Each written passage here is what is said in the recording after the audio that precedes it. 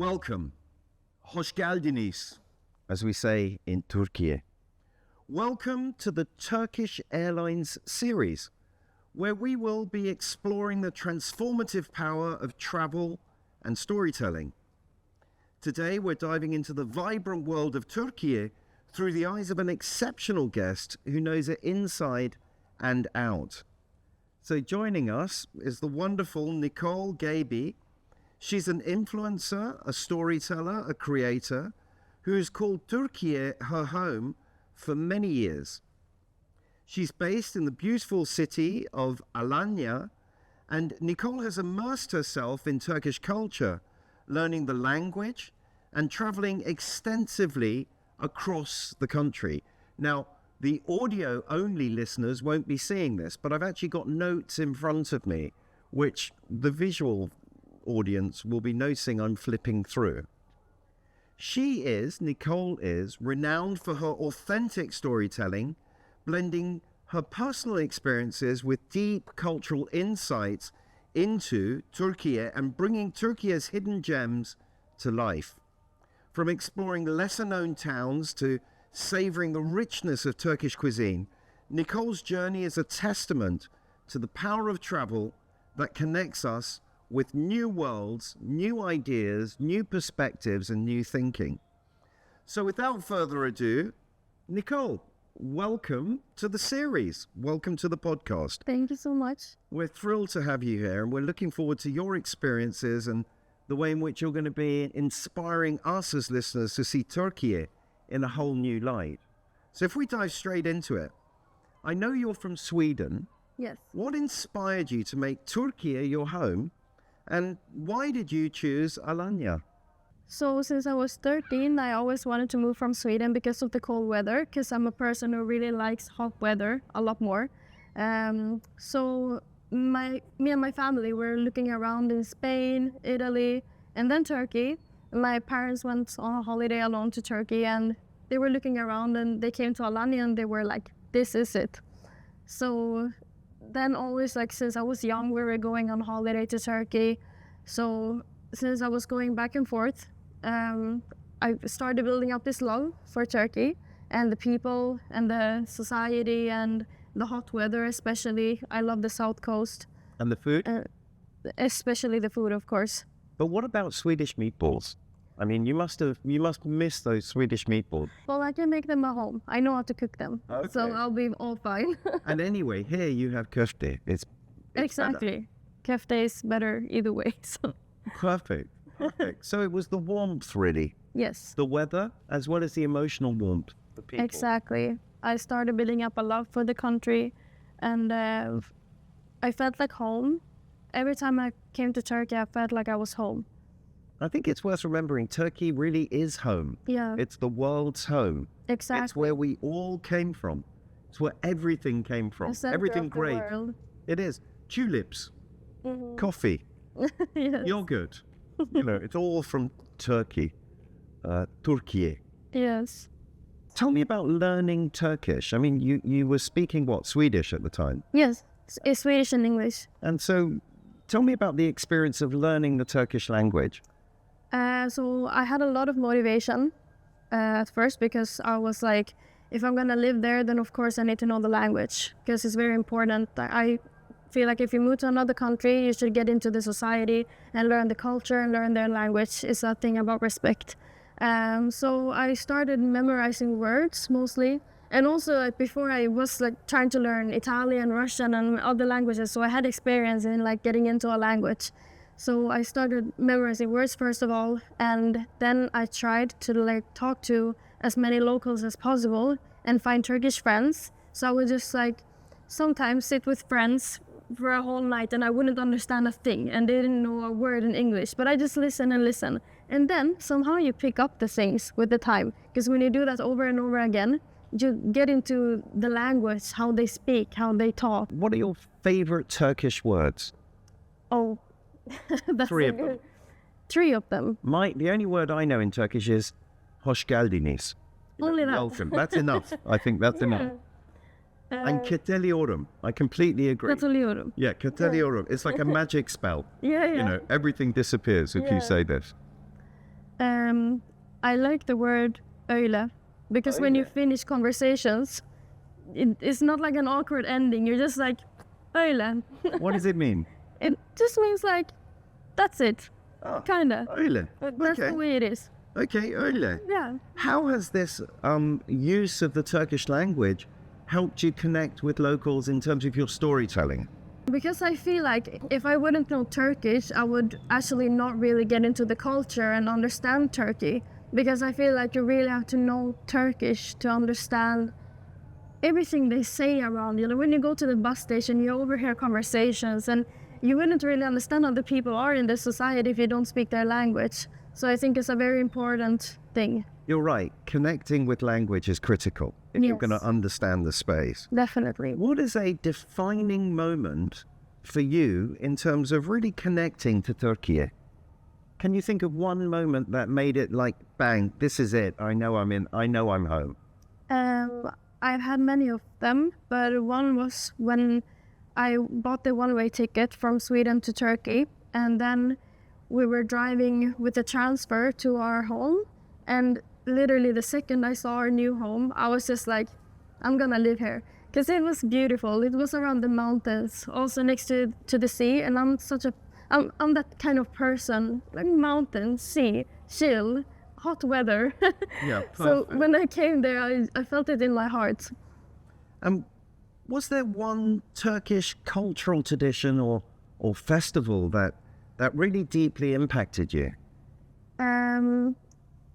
I feel like when you're eating together with Turkish people in their house, like actually in a Turkish home, you're sitting and eating Turkish food that you cook together.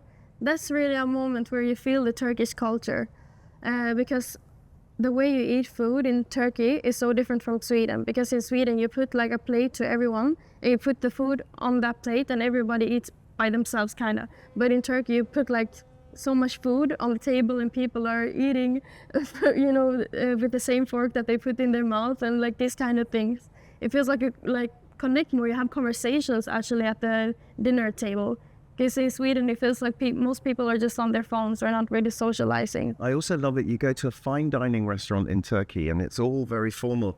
And then suddenly drums are starting, and next thing you know, you're dancing on the table. I mean, I agree with you. Yeah, Okay, Turkish meals. Tell me about your most memorable Turkish meal. It was actually when I just started going to Turkey on holiday. Like when I was 16, I went a few times back and forth, and I didn't like the food actually at all because I was not used to it. And I just liked Swedish food back then. But there was one soup that I really liked. It was tarhana çorbası. And that was the only thing that I was eating because I didn't have the possibility to cook at the place where... Soup, what's it like? It's like a powder, and you mix it with, I think, I don't even know. Right, but it's doesn't like matter. pepper, and it's some powder. It's called tarhana Okay. or something. I know like that. nothing about food. All I know is eating. I Yeah. love it. And then that's always enough. That's enough. Tell me this. Do you, when you're storytelling, when you're making your content, how do you incorporate cultural sensitivity into your content creation? Is there any? Like, I just try to be as natural as possible and not really think about, like, are people gonna like it? What is this person gonna think about this reel or this type of content? I try to just, like, show my experience in a natural way, not be too, like, like, edit too much or try to show something that I'm not or that doesn't exist. Yeah, that's very Turkish, being who you really are. Yeah. Yeah, perfect. In terms of that then, Turkish Airlines as a carrier, as a flag carrier, I mean, do you feel their in-flight hospitality is a reflection of Turkish culture? Definitely. So tell me about that. So every time I've flown Turkish Airlines, I feel like the cabin crew, they're really like, what is it called? Hospitable? Is that the word? Yeah. So when you walk in there, you feel like it's really a reflection of Turkish culture because Turkish people are like that as well. They're really welcoming if you come into their house. They're opening their arms to you as if you were their family. And I feel like Turkish Airlines is doing the same thing, so it's reflecting Turkey. So hospitality, family, warmth, love, joy, openness. What other aspects of Turkish culture are there that really resonate with you? Turkish music really touches my heart, and I'm also making music by myself, and I also started making music in Turkish even because I really like the Turkish music, and it brings some special kind of emotions, also because I used to listen to it since I was young, since we were going on holiday to Turkey, so it feels like it reminds my childhood even. So it sounds to me like for you, Turkey is the heart. Turkey is all about love. Definitely. Fantastic. Yeah. Okay, that's now how I see Turkey. talking about love, let's think about the hidden gems that you found in Turkey. The things that have really ignited that passion and that love within you. What are some of the underrated destinations that you'd recommend to our audience? I would recommend Gazi Pasha, actually. And Turkish Airlines also lands in Gazi Pasha. And so people land in Gazi Pasha, and that's 30 minutes from Alanya, but everybody goes directly to Alanya. But Gazi Pasha is really beautiful, actually, because there's not many tourists there, and you can definitely see a lot from the Turkish culture, because there's a lot of villages, people are walking with their cows, and then there's also this beautiful destination there called Gazi Pasha Delik Yolu, the Kral Koyu. Oh, what's it called? What's it about? What's a destination? So basically it's like the mountains form like a hole where the sea comes like right under. Yeah, it looks like you're in Thailand or something when you Can see you that. swim there? Yeah, you can swim there. So you have to hike down like 30 minutes, and then there's basically like a hole under the mountain, so you can see like the sunset in between and everything. Now, I'm thinking about your content creation and your curation of your content. How do you balance, if you like, the famous, iconic places of Turkey with these hidden gems? So I try to show actually a bit more of the hidden gems, and that's also the tourists. They usually go to touristic places like Cappadocia or Antalya, and they walk around in the centrum, or Alanya, and they go partying, you know. But these are the things that most of the people see. But I feel like if you travel, you should actually learn about the place where you travel to, and you should experience their culture and the language, and at least that's what traveling is for me. I want to learn other people's way of living life.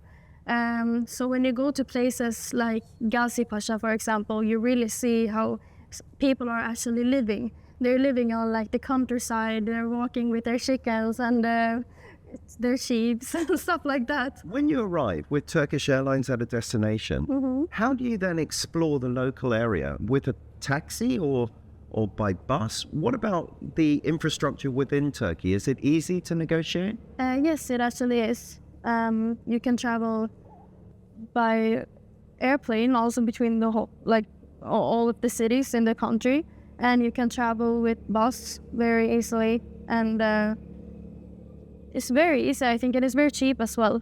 Like, you have many choices. And how does Turkish Airlines empower content creators like you to actually get around, to tell your stories?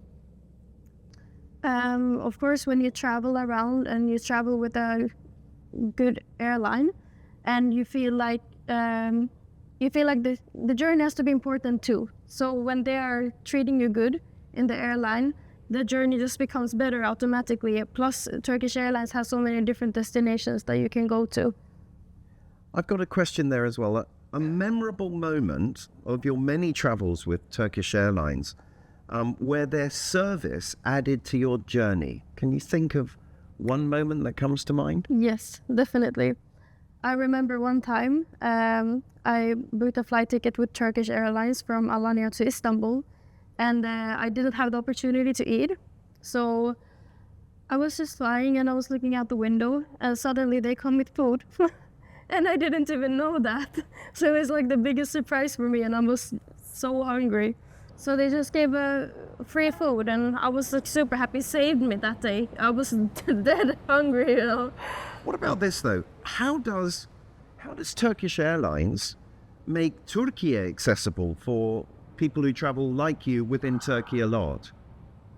I think Turkish Airlines has a really good message, because I feel like they really try to show the emotional part of traveling, like how it feels to go to a place you have never seen before, and people's different stories when they are traveling. They're showing much of the emotional part, as I said. So I think they're really inspiring. I love that as well. Widen your world is a beautiful idea. It's so big and so small. Yeah. It's a fantastic promise to make. Exactly, and it's a beautiful message. Okay, so what advice would you give to first-time travelers visiting Türkiye for the first time? Dive into the culture, because you learn a lot and it's very interesting. And what aspect of the culture would you recommend first? Food. Connecting with people, actually. People first. People, yeah. Like food. If you eat just to stay alive, that's fine, but connect with people, that's really interesting. Just hearing their different stories, and hearing people's different life stories around the world, not just Turkey, but especially Turkey. How easy is it to actually connect with Turkish people? Very easy. Yeah? Yeah, because they're very, we say in Turkish, sıcakkanlı. What does it mean? It means very warm-blooded. They love to connect with people and talk with people. They're very social, but social in a warm way. Okay, so we've got international audience listening. Suggest a phrase that every international traveler coming to Turkey should learn. I've heard that question before, and I'm still thinking about that because there's so many. Try one. But there's many beautiful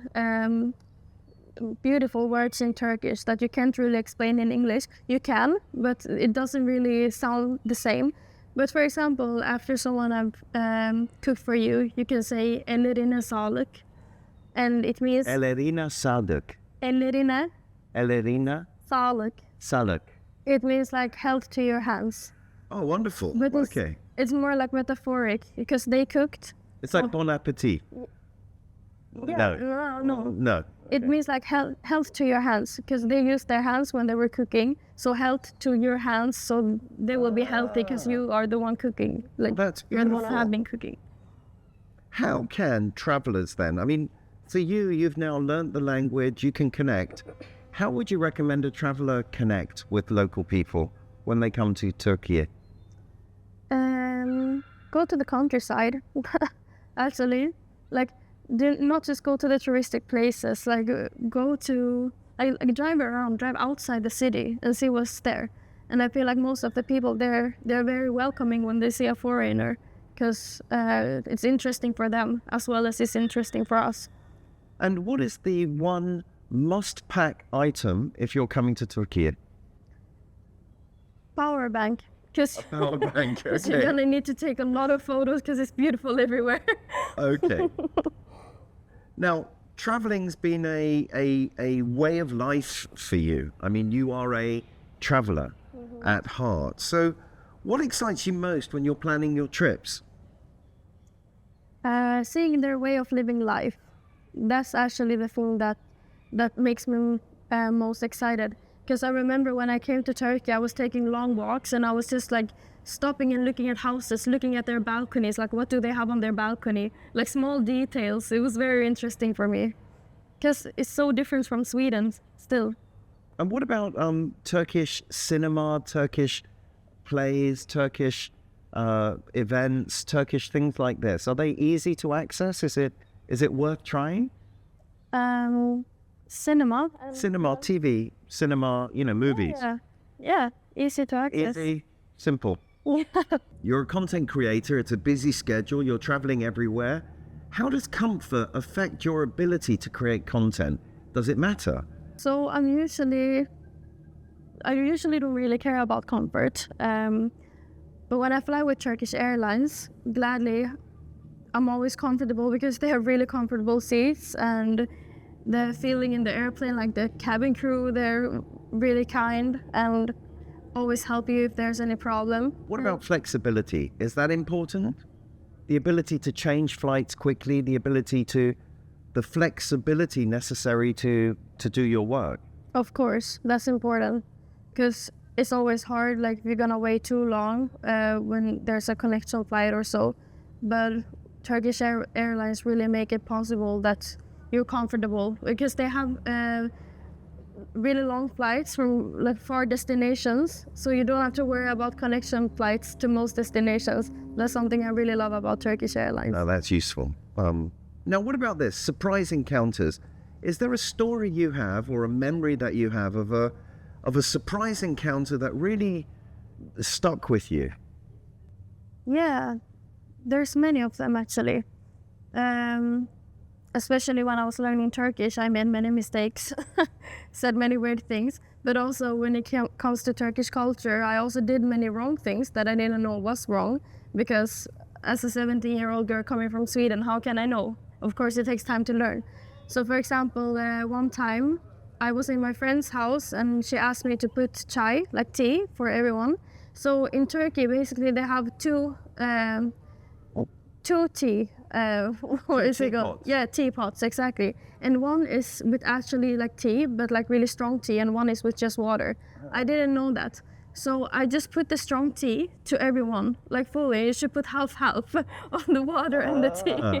So I didn't know that. Is that why there are two pots? exactly. I didn't know with that. just like strong tea. And Well, one that is is a with just top tip, water. everybody, when you come to Turkey. Just both of them. 50-50 Yeah, on the tea. 50-50. Okay, now digital tools. You're a content creator. How did you start, and how did you become, a content creator as opposed to just somebody who makes Instagram? Yeah. So I've actually been on social media since I was 10. 2013, I downloaded it, and I've been following the trends and how it developed during this whole time until now. It's 11 years. But I started actually like working with social media in February, and I always thought about it, and I did work with it a little bit when I was like 15, 16 and 17, posting just like selfies and stuff like that, boring stuff. So I got a bit of followers back then and did some collaborations and stuff. But then I stopped, and in February again, I was like, I don't know, I'm just gonna post a TikTok video. So I was on break at work and just put my phone and explained why I moved to Turkey in Turkish. Okay. So I quickly just edited the video, like cut it a bit and posted it. And while I was at work, I was just like updating, seeing how many views it got. And then it was just like more and more. And then I fell asleep, woke up the day after, and it was on Twitter, it was on the news in Turkey. They were talking about this girl who moved from Sweden to Turkey. And I was just like, why? I didn't get it. But somehow, like, since that day, I was just like, I will continue with social media. I called my boss and I said, I'm out. I'm not gonna work anymore. Actually, the day after, it was like, what happened over the night? So it was literally telling the story in Turkish Yeah. about your love of Türkiye. Yeah. Basically, yeah, that I said that Sweden is cold and I don't like the weather. I prefer Turkey, because many people are asking me, why did I move? And I explained in the video why I moved. It's a great answer as well. Türkiye is the center, it's the crucible of civilization. Exactly. So it's a great place to move to. Definitely. Now, what excites you most about Türkiye as a future travel destination? In my content, I feel like I can inspire people to come to Turkey, because I show much about the culture, I show much about the people, how the people are, and I think also when you go on my page and other content creators' page, you can see, you can feel a touch of Turkey, like how it really is to live there and be there. And how do you balance, if you like, the incredibly rich and deep history of Türkiye with the present extraordinary culture and also the future potential? How do you tell that story through your content creation?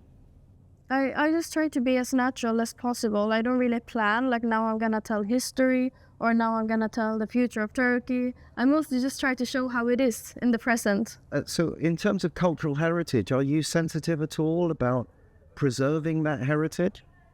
Definitely, I think it's important to learn about the history of our country.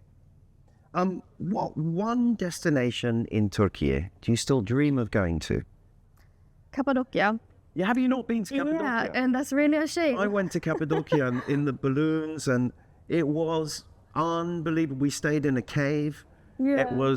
It was a beautiful, and you've never been. No, and that's But this is crazy. the place where everyone goes. Yeah, and I've been to like so many places, and not Cappadocia, and I should go there. I planned so many trips that just got cancelled for different reasons. Okay, well, this is a perfect time to ask this question then. Okay. What is your message to travelers inspired by your Türkiye? My message would be to go out and see the culture, and meet with the locals, try their food, listen to their stories, share stories and personal experiences with them.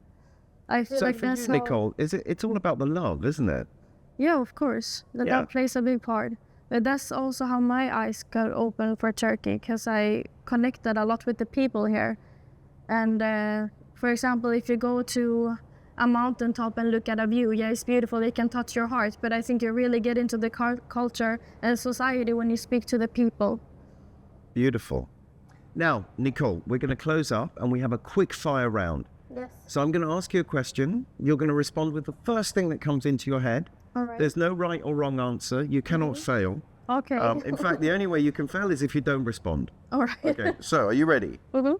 What is your favorite Turkish dish? Karnıyarık. What are your top 3 must-visit cities in Turkey? Alanya, Istanbul, and Fethiye. What is the best time of year to visit Turkey?